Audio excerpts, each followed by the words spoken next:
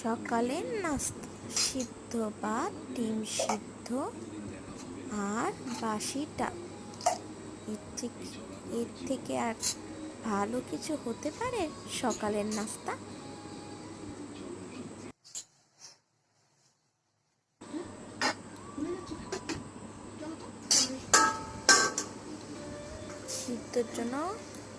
সিদ্ধর জন্য শুকনো মরিচ ভেজে নিলাম, পেঁয়াজ কেটে নিলাম, ভালো করে মেখে নিব। এখন সিদ্ধ লবণ সরিষার তেল দিয়ে ভালো করে আলু সিদ্ধটা মেখে নিলাম।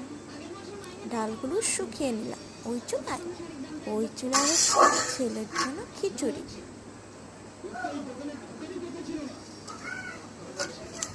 হয়ে গেল সকালে নাস্তা।